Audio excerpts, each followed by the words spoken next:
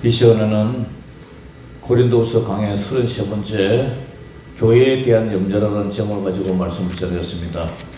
사도 바울은 고린도 교회를 위한 자신의 사랑과 성도들을 위한 헌신과 또 물질에 대한 태도와 마지막 세 번째 방문 계획을 통해서 성도들을 위한 믿음의 염려의 편지로 마지막 이 13장을 이렇게 얘기를 하고 있습니다. 12장, 13장의 마지막 그 전 12장을 이렇게 얘기하고 있습니다. 사도 바울의 사랑과 헌신이 뭐냐? 사도 바울은 칭찬을 마땅히 받아야 함에도 그러지 못했어요. 자, 11절 같이 읽어봅니다. 시작. 내가 어리석은 자가 되었으나 너희가 억지로 시킨 것이니 나는 너희에게 칭찬을 받아야 마땅하도다. 내가 무엇도 아니나 지극히 크다는 사도들보다 조금도 부족하지 아니하니라. 사도 바울은 내가 어리석은 자가 되었다 이렇게 얘기를 해요. 사도 바울이 자신이 체험한 하나님의 놀라운 은혜를 간증을 합니다. 그 간증이 자기 자칫 셋째 하늘을 바라보고 온 이 간증이 자칫 자기 자신을 사랑하는 것으로 그렇게 자랑으로 여겨질까봐 염려를 한다 그래요. 왜냐하면은 자기 자랑은 그죠? 어리석은 자죠. 남이 나를 이렇게 자랑하고 남이 저를 이렇게 피하려고 강구하려고 홍보를 해줘야 그게 좋은 거지. 내가 잘났다고 자랑해봐야 누가 알아줍니까? 그래서 어리석은 자라 이런 얘기를 해요.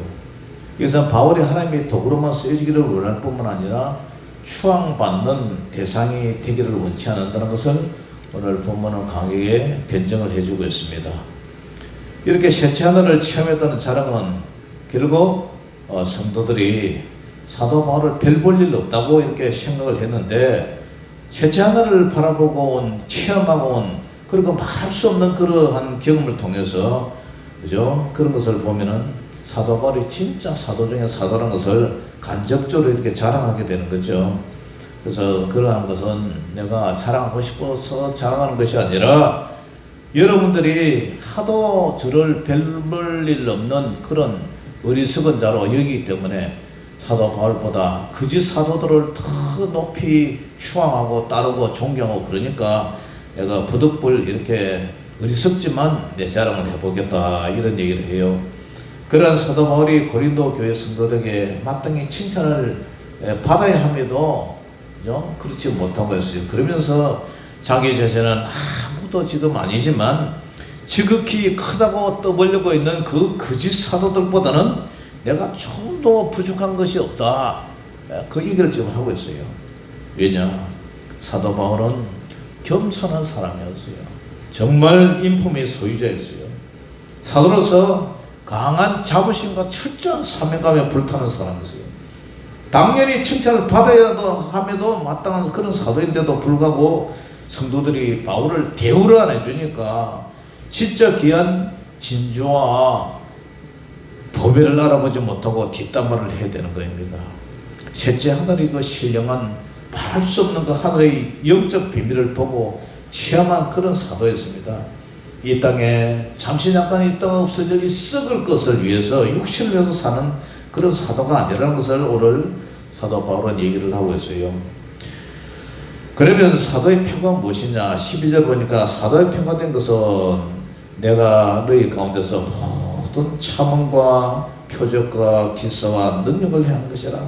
이 사도 바울이 이 사도 표가 사도라는 그 표가 내가 너희 가운데서 모든 참음 복음을 전하다가 매맞고 고통당하고 이런 수많은 그 참음이 있죠. 고난 목록을 통해서 참고 그 다음에 표적과 기사를 행하고 병든 자를 통해서 여러 가지 치료의 역사가 일어나고 이런 기사와 능력을 한 것이라.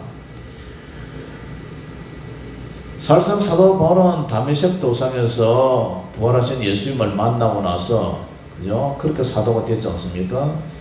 예수님의 그 공생의 기간에 실제로 예수님을 수행하면서 그렇게 한 사도가 아니기 때문에 그걸 가지고 계속 이렇게 사도의 변증을 하고 있어요. 바울은 자신이 그리스도인 사도로서 모든 천문과 표적과 기사 능력을 했는데 그것이 거짓 사도들보다 다 우월하다는 것을 실제 능력으로 보여주었어요. 그러므로 하나님의 나라는 나라에 있지 않냐고 오직 능력에 있습니다. 고린도전서 4장 20절에 그렇게 말을 한 거예요. 그러면서 교회에 폐를 끼치지 않기 위해서 어떻게 합니까? 수고로이 일하면서 복음을 전했다. 13절 내 자신이 너에게 폐를 끼치지 아니한 일밖에 다른 교회보다 부족하게 한 것이 무엇이냐? 무엇이 있느냐? 너희는 나의 이 공평치 못한 것을 용서하라.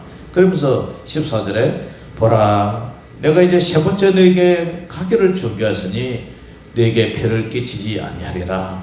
내가 구하는 것은 너희의 재물이 아니요 오직 너희니라.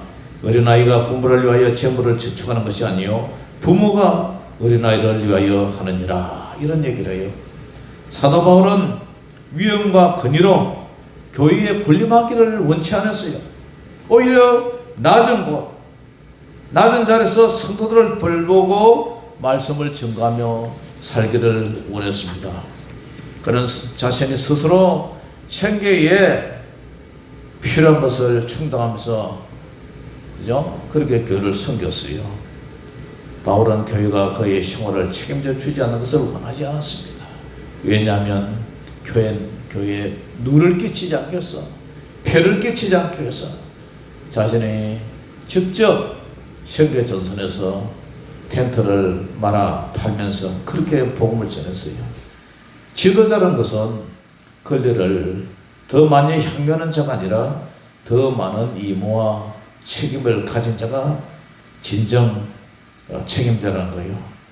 그러면서 바울은 성도를 위해 어떤 각오를 하고 있습니까? 어떤 희생도 각오가 되어 있다는 그런 각오로 오늘 이 말씀을 전하고 있어요. 15절 보면은 내가 너희 영혼을 위하여 크게 기뻐함으로 재물을 사용하고 또 내 자신까지도 내어 주리니 너희를 더욱 사랑할수록 나는 사랑을 덜 받겠느냐. 바울은 성도들의 영혼을 돌보고 내가 너희 영혼을 위해 크게 기뻐했다. 영혼을 위한 것이 목적이지 영혼 때문에 재물을 사용하고 심지어 내 자신까지도 내어 주리니 너희를 더욱 사랑할수록 나는 사랑을 덜 받겠느냐. 성도를 위해서 어떤 각오와 희생도 각오하고 죽을 준비가 되어 있다는 거죠.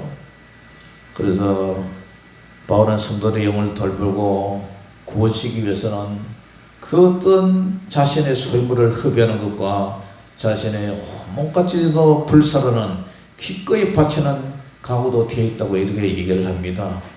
바울 사도의 이러한 각오는 신뢰의 위대한 사역자의 모습을 반증하는 증거가 아닐 수가 없어요. 하나님의 역사는 사역자들의 거룩한 희생과 헌신을 통해서 이 땅에 실현되어 왔습니다. 여러분 아프리카의 리빙스턴이나 수많은 선교사님들 얘기해 보세요. 자기의 생명과 가족들의 생명과 자녀들의 생명을 담보로 그저 그 밀림 지역에서 복음을 전해와서 복음을 확장시켰고 우리나라도 마찬가지예요. 우리나라도 대동강변에서 순교한 그 선교사님 토마스 선교사님 그리고 우리 연세대 그 세브란스 병원을 통해서도 그 선교사님들 다 풍토병에 돌아가시고 그리고 수많은 하늘의 미랄이 땅에 죽어져 땅에 썩어져 많은 열매를 맺은 그런 사례들을 보면서 오늘도 마찬가지 목사님들에게 무릎과 수가 눈물과 그러한 희생 속에서 개척과 그러한 모든 것을 희생과 헌신을 통해서 이 교회가 이루어져 왔어요. 바울은 고린도 교회를 세우고 복음을 전가하면서 성도들을 돌보았지만 어떤 물질적인 대가와 대우를 바란 적이 한 번도 없었어요. 그럼에도 불구하고 고린도 교회 안에 일부 사람들은 사도 바울을 비방하고 거짓 선지자들을 더 추앙하고 그 사람들이 최고라 그러면서 사도 바울을 이렇게 안하무인격으로 이렇게 짓밟고 있습니다. 바울을 음해하고 그 사역을 중단시키는 자들 이 소행들 사실은 하나님을 섬긴다고 하지만 그들은 사실은 사탄 마귀의 시험 속에서 행동하는 성도들이에요.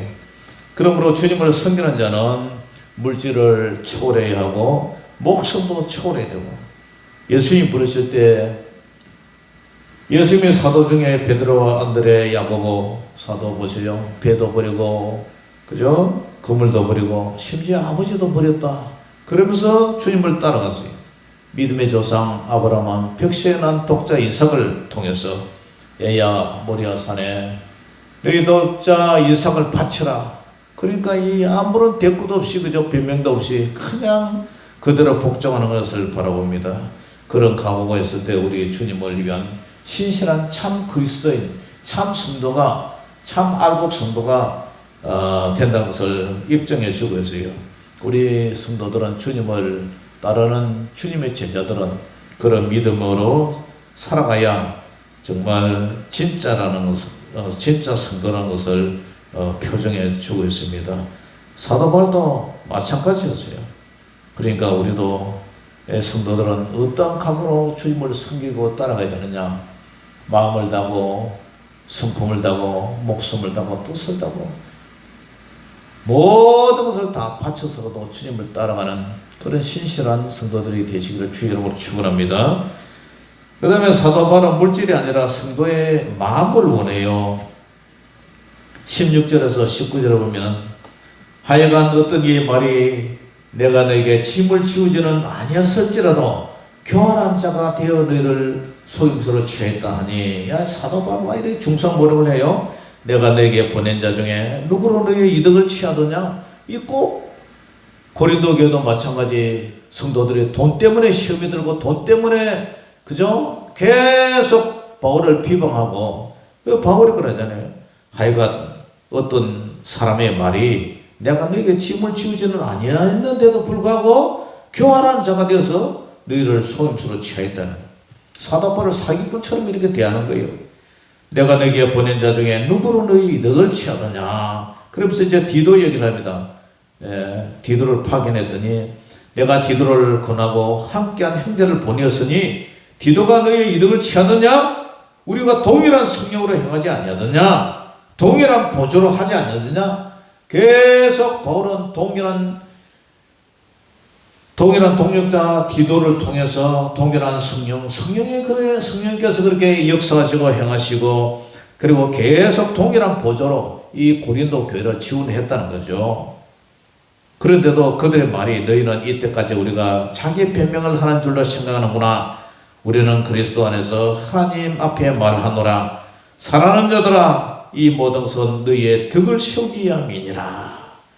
그러니까 사도 바울은 물질이 아니라 여러분들은 하나님을 사랑하는 그 마음과 믿음, 그리고 진정한 사도의 그 마음을 좀 알아달라, 그 얘기를 하는 거예요. 바울은 자신이 고린도 교회에 구하는 것은 재물이 아니라 성도들의 마음이라고 말합니다. 그것은 재물을 탐하더라는 악인들의 근검없는 비방을 일축하는 동시에 바울의 진실한 마음을 지금 토로하고 있어요. 바울은 자신과 고린도 교회의 관계를 부모와 자식에 비유합니다. 마치 부모가 자녀를 돌보고 사랑하는 것처럼 자신의 교회를 돌보고 사랑했다는 거예요. 긍휼이 있는 지도자는 성도를 사랑하기 위해서 자기의 것을 포기할 줄 아는 그런 사람이 지도자의 자격이요. 그래서 이런 것을 보면서 느끼는 것은 성도들은 어린아이다. 고린도 교회도 그렇고 지금 오늘을 살아가는 우리 교회들은 안 그렇습니까? 권사님, 장로님의 그 직분을 받고서도 돌아서서 집에서 쑥덕거리면서 하는 얘기가 목사님 비방하고 사모님 비방하고 전도사님 비방하고 어쩌고 저쩌고 하면서 계속 입방을 찍는 걸 보면 그때 교회나 지금 교회나 별 차이가 없다는 것을, 그리고 인간의 제약된 재성을 그때나 오늘이나 영원토록 동일한 하나님의 말씀이 그런 것처럼 인간의 그 성품도 변하지 않고 있다는 사실을 볼 때 참 안타까운 마음이 들어요. 그러면서 마지막으로 바울이 교회에 대한 사도 바울의 염려가 뭡니까? 사도 바울은 고린도 교회를 세 번째 방문하게 될 때를 생각하고 염두에 두어서 이런 얘기를 합니다. 20절에서 21절. 내가 갈 때에 내가 고린도 교회를 다시 방문할 때에 너희를 내가 원하는 것과 같이 보지 않냐고, 또 내가 너희가 원하지 않는 것과 같이 보일까 두려워하여 또 다툼과 시기와 분냄과 당지는 것과 비방과 수군거림과 거만함과 혼란이 있을까 두려워하고, 또 내가 다시 갈 때에 내 하나님이 나를 너희 앞에서 낮추실까 두려워하고, 또 내가 전에 죄를 지은 여러 사람의 그 행한 바 더러움과 음란함과 호색함을 회개하지 아니함 때문에 슬퍼할까 두려워하노라. 사랑하는 성도 여러분, 이게 무슨 말이죠? 내가 고린도 교회 세 번째 내가 방문할 때 사도 바울은 원하는 것, 믿음으로 사랑으로 살아가는 그런 성도들의 모습을 보고 싶은데 그렇지 않게 될까봐, 그렇지 않은 꼴을 보게 될까봐 두려워한다. 내가 여러분들에게 갈 때에 여러분들을 내가 원하는 것과 같이 보지 못하고 내가 이렇게 원하는데 그렇지 않다든가, 교회가 분쟁이 있고 교회가 그죠 사랑으로 살아가지 않고 믿음을 떠나서는 그런 파산하는 믿음, 그런 것을 내가 보게 될까봐 두려워한다. 또 내가 여러분에게 너희가 원하지 않는 것과 같이 보일까 두려워한다. 나는 이렇게 믿음을 가지고 여러분을 사랑하는데 여러분들의 눈에 역시 사도 바울은 별 볼일 없는 사람이야, 거짓 사도보다 자기들이 아는 거짓 사도보다 못하다, 그렇게 말할까 또 두려워한다. 그리고 뭐요? 교회가 다툼. 고린도전서 1장에 보니까 그죠? 우리 다툼 네 가지 나오죠. 바알파, 게바파, 아볼로파, 그리스도파, 이렇게 다툼과 시기와 분냄과 당지는 것, 이런 교회 모습이 비방하고 뒤에서 수근거리고 거만하고 혼란이 있는 이런 교회에 풍지박산나는 이런 모습들, 하나가 되지 못하고 사랑으로 하나가 되지 못하는 그런 모습들 보고 혹시 그럴까 두려워한다. 그래서 또 내가 다시 너희들에게 갈 때에 내 하나님이 나를 너희 앞에서 낮추실까 두려워한다. 왜 목사가 낮춰집니까? 왜 바울이 낮춰집니까? 교회가 그죠 평안하고 성장하고 부흥이 잘 되고 이러면 목사도 기분이 좋은데, 교회가 쭈그러들고 성도들이 빠져나오고 하면은 모든 책임이 목회자에게 있는 것처럼 목사님은 회개하고 가슴을 치며 통곡하며 내가 무능해서, 내가 성도들을 더 사랑하지 못해서, 내가 잘 가르치지 못해서 모든 그 시선을 내 탓으로 돌리고 내가 가슴을 치며 아파하잖아요. 그래서 바울도 내 하나님이 나를 여러분들 앞에서 낮추실까 두려워한다, 이런 얘기를 표현을 하는 거예요. 또 내가 전에 죄를 지은 여러 사람의 그 행한 바, 고린도 거기에 5장 6장 그쪽에 넘어가면은 그죠? 성도가 자기 아버지 아내를 갖다 더럽힌 그런 일이 나오잖아요. 그러니까 또 내가 전에 죄를 지은 그러한 음란한 죄를 지은 그런 성도처럼 더러움과 음란함과 호식함을 회개하지 아니함 때문에 슬퍼할까 두려워하노라. 그 사람이 회개하고 돌이켜고 그렇게 다시 그죠? 믿음으로 살아간다면 괜찮은데, 아직도 그런 짓을 회개하지 않고 그런 모습으로 산다면 사도 바울이 보지 못한 것을 본 그 바울의 마음이 어떨까요? 그래서 그러함을 볼까봐 두려워한다, 이런 얘기를 하는 거예요.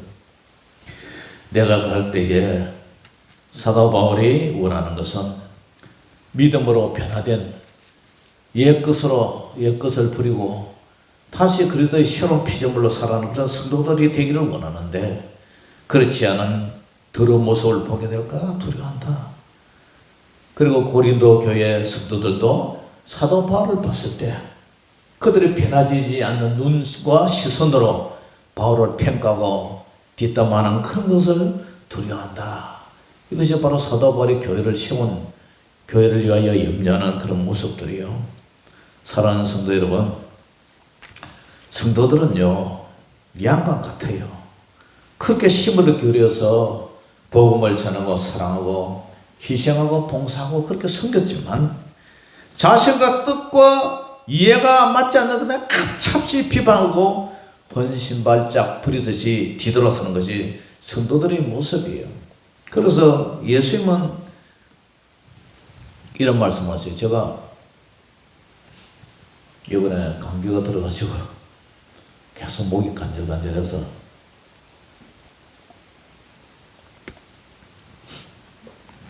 이사야서 53장 1절에 보면은 우리가 저런 것을 누가 믿었느냐?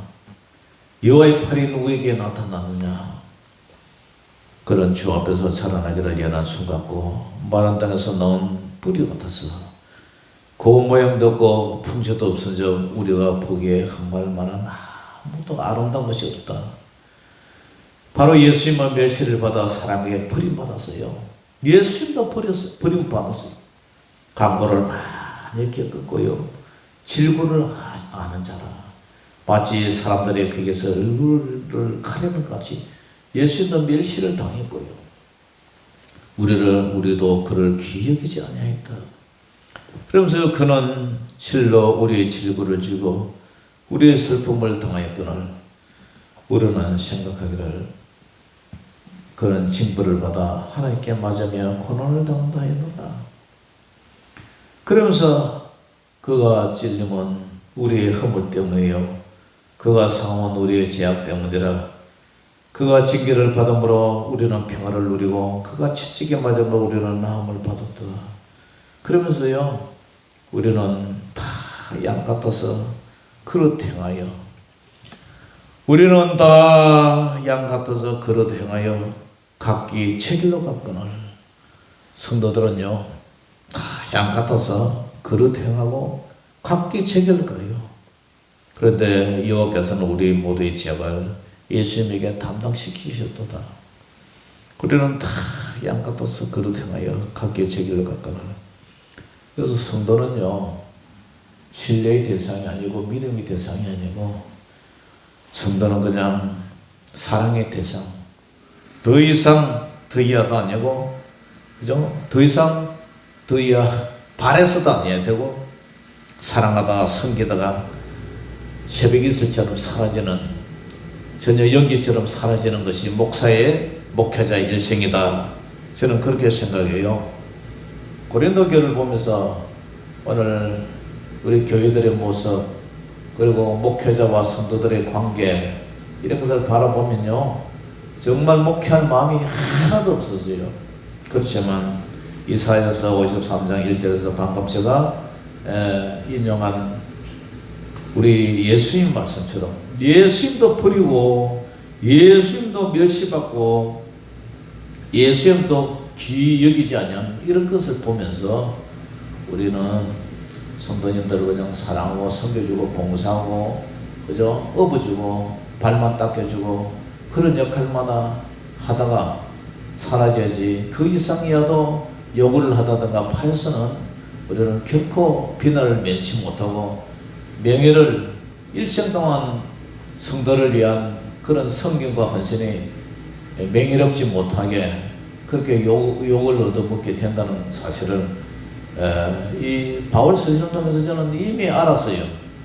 그래서 우리가 은퇴를 하고 큰 교회 목사님들은 원로 목사님 추대를 받고 은퇴를 통해서 여러 가지 돌아가실 때까지 물질적인 대우를 받고 하지만 우리 시골교회나 미자립교회 목사님들은 아무 바라는 거 없어요.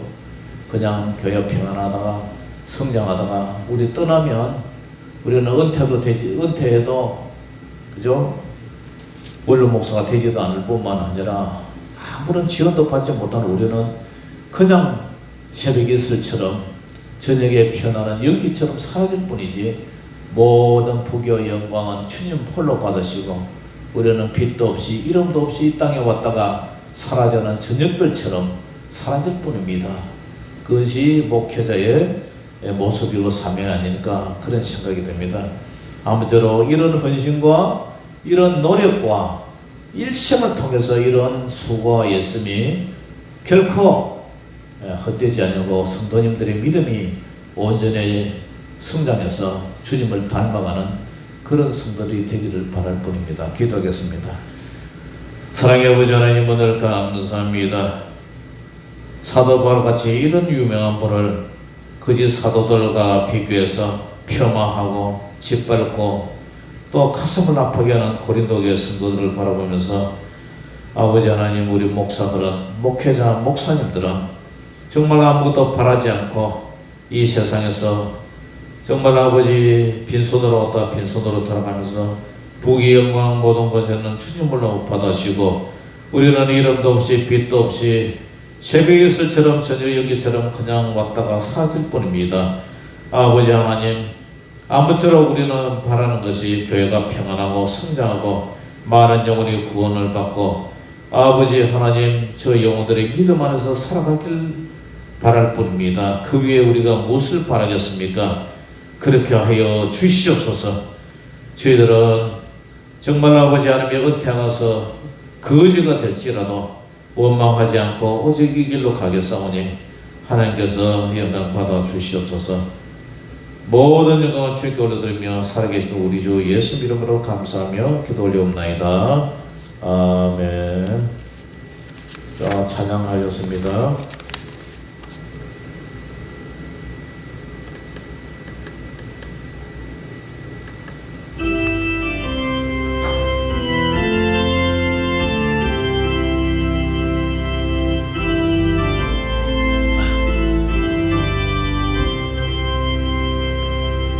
하늘 가는 밝은 길이 내 앞에 있으니 슬픈 일을 많이 보고 늘 고생하여도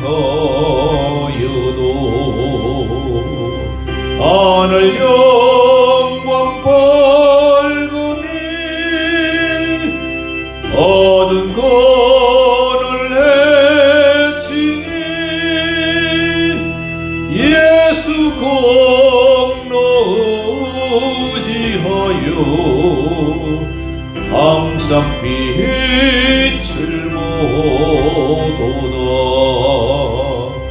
내가 염려하는 일이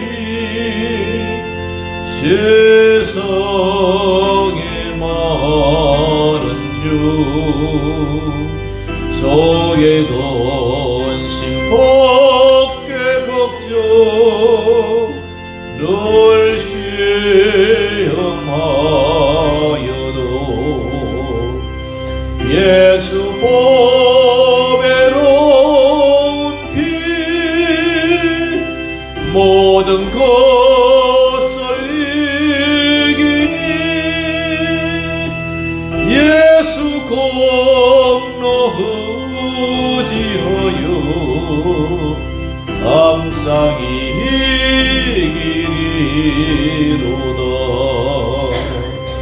내가 전성 바라보고 가까이 왔으니 아버지의 영광 집에 나시고 싶도다. 나는 부족하여도 영접하실 터이니 영광 나라 계신 그 우리 구주 예수라.